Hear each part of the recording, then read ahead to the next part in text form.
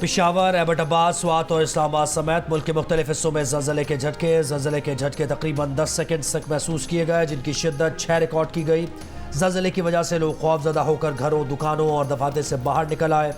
ज़लज़ले के नतीजे में किसी जानी नुकसान की इत्तला नहीं मिली।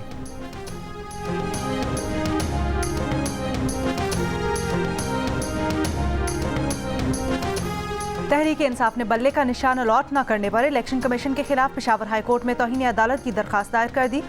दरखास्त में मौक़िफ़ अपनाया गया है कि इलेक्शन कमीशन ने अदालती हुक्म के बावजूद PTI का सर्टिफिकेट वेबसाइट पर जारी नहीं किया है।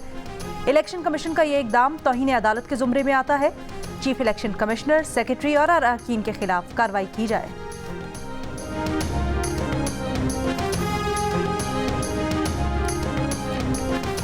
बल्ला PTI को दे या सुप्रीम कोर्ट से रुजू करें। इलेक्शन कमीशन में अहम इजलास जारी, दोनों ऑप्शंस पर गौर। पेशावर हाई कोर्ट ने PTI को बल्ले का निशान वापस देने का, इंटर पार्टी इलेक्शन पर सर्टिफिकेट जारी करने का हुक्म दे रखा है।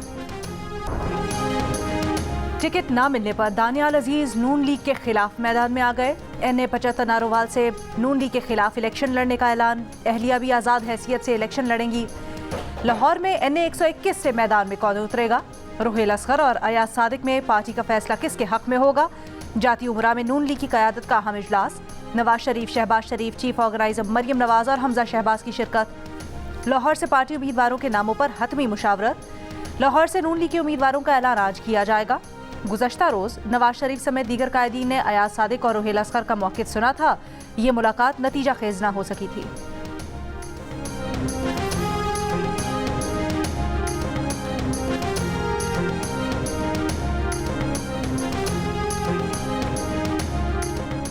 बानी PTI के खिलाफ साफा केस का ट्रायल ओपन कोर्ट में होगा। अटॉर्नी जनरल ने इस्लामाबाद हाई कोर्ट को यकीन दहानी करा दी। अटॉर्नी जनरल ने कहा कि साफा केस की 14 दिसंबर के बाद इन कैमरा होने वाली कार्रवाई भी असर न होगी।